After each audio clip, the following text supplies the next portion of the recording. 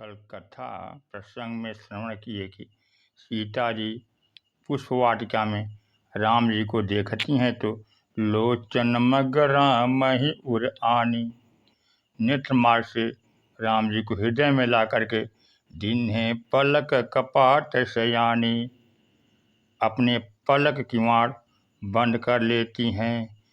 यह तो भाव राज्य का मिलन है। ऐसा ही अरण्य कांड में आता है। सुतीक्ष्ण जी भगवान राम का दर्शन करने जा रहे हैं, लेकिन बीच मार्ग में ही प्रेम उमड़ पड़ा और नेत्र मूंद कर बैठ गए। किंतु उस प्रेम को देखकर अतिशय प्रीति देखी रघुवीरा, प्रगटे हृदय हरन भव भीरा। भगवान राम सुतीक्ष्ण जी के हृदय में प्रकट हो गए। जब यह कहा जाता है कि ईश्वर हृदय में प्रकट हुआ, तो इसका सीधा सा अभिप्राय है कि यद्यपि ईश्वर हमारे हृदय में तो है, पर दिखाई नहीं दे रहा, और अब दिखाई देने लगा। ईश्वर का प्रकट होना कल्पना नहीं, अपितु वास्तविक सत्य है। सुतीक्ष्ण जी की आंखें मुद गईं और वे भीतर प्रभु की पूजा में संलग्न हो गए। यद्यपि जा तो रहे थे श्री राम का स्वागत करने, पर अब स्थिति यह हो गई कि ऋषि और विदेशी पंथ नहीं सूझा, को मैं चलूं कहाँ नहीं बूझा। अब तो सब कुछ भूल गए, केवल एक ही वस्तु बची है, भगवत प्रेम। अविरल प्रेम भगति मुनि पाई। और तब एक अनोखा दृश्य उपस्थित हो गया कि एक भगवान तो सुतीक्ष्ण जी के हृदय में हैं और दूसरे भगवान वृक्ष की आड़ में छिपे हुए उस दृश्य का आनंद ले रहे हैं। प्रभु देखें तरु ओट लुकाई।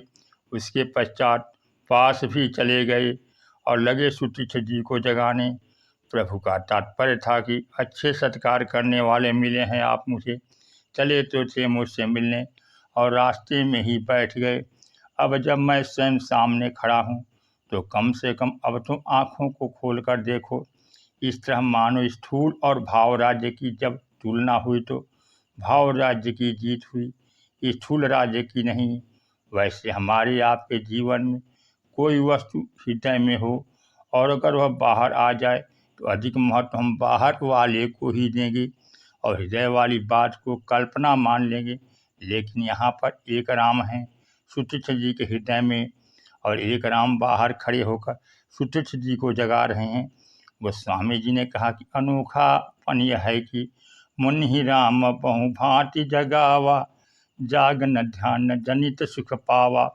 सुतीक्ष्ण जी को भीतर वाले राम इतना अधिक आनंद आ रहा है कि अब उन्हें बाहर वाले की आवश्यकता ही नहीं रही।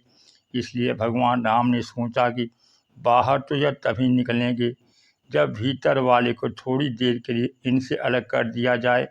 सचमुच इतना प्रबल है भाव राज्य का सत्य, साधारण व्यक्ति से भले ही कल्पना मान ले, पर भाव राज्य का सत्य इतना बड़ा सत्य है कि उसके समक्ष ऐतिहासिक तथा स्थूल सत्य भौतिक सत्य का कोई महत्व ही नहीं है। महर्षि वाल्मीकि ने तुलसीदास बनकर इसी का आनंद लिया, जो वे वाल्मीकि के रूप में नहीं ले पाए। श्री राम का जन्म हुआ तो वाल्मीकि जी तो वहाँ पर नहीं थे, पर जब वे तुलसीदास बन गए तो उन्होंने गीतावली रामायण में लिखा कि भगवान राम के जन्म के समय स्त्रियों ने इन गीतों का गान किया। तुलसीदास जी से पूछा गया, महाराज वाल्मीकि रामायण में तो कहीं कोई गीत नहीं लिखा हुआ है, लेकिन आपने इतने गीत कहाँ से लिख डाले? तुलसीदास जी ने तुरंत कहा, तहाँ तुलसी हूँ मिली गाए। अरे भाई, उन गाने वालियों में तो मैं भी सम्मिलित था, इसलिए मुझसे ज़्यादा कौन जानेगा कि कौन कौन से गीत गाए गए। भले ही वाल्मीकि के रूप में श्री राम के जन्म के समय गीत नहीं गाए गए हों, पर तुलसीदास बनकर तो रनिवास में भी पहुंच गए और गीत भी गा लिए। तुलसी के रूप में वे भाव राज्य में उन सब आनंद को प्राप्त करते हैं जो स्थूल राज्य में वाल्मीकि के रूप में प्राप्त नहीं कर सके। इतिहास के बालक और भगवान राम में यही अंतर है कि इतिहास के बालक का जन्म जब हुआ होगा तभी गीत गाए गए होंगे और ऐसा एक बार ही हुआ होगा, पर श्री राम का जन्म शाश्वत और सार्वकालिक है। श्री राम के जन्म के समय आप जब भी चाहें गीत गा सकते हैं, क्योंकि भगवान का जन्म या तो कभी नहीं होता या फिर प्रतिक्षण होता है। ईश्वर जन्मा है, पर आप जब भी भाव बना लें तभी ईश्वर जन्म ले लेता है। फिर आप जितना भी गीत गाना चाहें आनंद से गाइए। गोस्वामी जी कवितावली रामायण में श्री राम की बाल लीला का वर्णन करते हुए कहते हैं, कबहूँ शशि मांगत आरि करें, कबहूँ प्रतिबिंब निहारी डरें, कबहूँ करताल बजाय के नाचत, मातु सबय मन मोद भरें, कबहूँ ऋषि आय कहें हटि कह पुनि लेत सोई जहीं लागी अरई। तुलसीदास जी ने कहा कि बालक राम नाच रहे हैं। सुनने वाले ने कहा, महाराज आप बार बार एक ही बात दोहराते रहते हैं। आपने रामायण में भी है लिखा कि भगवान राम नाच रहे हैं। रूप राशि निप अजिर बिहारी, नाच निज प्रतिबिंब निहारी। अब दोबारा से वही बात लिखने की क्या ज़रूरत है। तुलसीदास जी ने कहा, भाई अब एक अंतर हो गया, क्योंकि उस समय मैंने लिखा था निप अजिर बिहारी, दशरथ के आंगन में नाच रहे हैं, और अब भी नाच तो रहे हैं, पर दशरथ के आंगन में नहीं नाच रहे हैं, बल्कि अब तो अवधेश के बालक चारि सदा तुलसी मन मंदिर में बिहरें। अब तो तुलसीदास जी के मन मंदिर में नाच रहे हैं। इसका तात्पर्य है कि दशरथ के आंगन में नाचने वाला जब तक हमारे मन के आंगन में नहीं नाचेगा तब तक हमें रस कैसे मिलेगा। बालकांड में गोस्वामी जी ने लिखा कि भगवान श्री राम की सुंदरता देखकर माताएं तिनका तोड़ रही हैं। निरखई छवि जननी त्रिनतोरी। प्राचीन काल में परंपरा थी कि अब भी हैं, माताएं बालकों को देखने से पहले तिनके को उठाकर उसे तोड़ देती थी और तब बालक को देखती थी।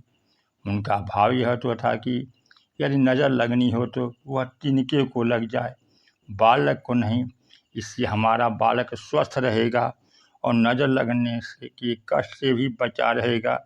कवितावली रामायण में जब तुलसीदास जी ने वर्णन किया कि बालक के रूप में भगवान राम नाच रहे हैं, तो किसी ने पूछा कि आप यहाँ क्यों नहीं लिख रहे हैं कि निरखई छवि जननी त्रिनतोरी।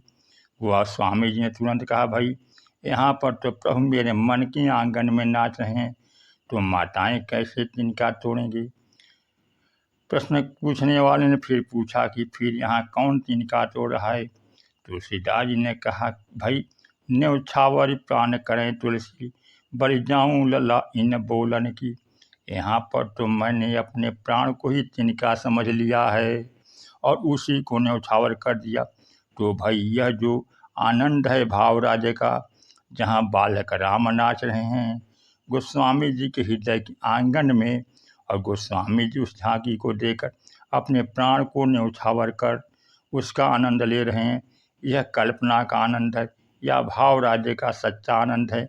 मैं तो कहूँगा कि बालक के जन्म के समय गीत गाना, अपने मन रूपी आंगन में नचाना और अपने प्राण को तिनका बनाकर न्यौछावर कर देना, वस्तुतः सच्चा आनंद यही है। अगर आप ध्यान से देखेंगे तो आपको यह स्पष्ट प्रतीत होगा कि गोस्वामी जी भगवान राम की समस्त लीलाओं में एक न एक मधुर सूत्र अवश्य देते हैं। बोलिए सियावर रामचंद्र की जय, पवन सुत हनुमान की जय। सज्जनों, ऐसी कथा श्रवण करने के लिए चैनल पर नए हैं तो चैनल को सब्सक्राइब करें, कथा वीडियो लाइक करें। और जय श्री राम।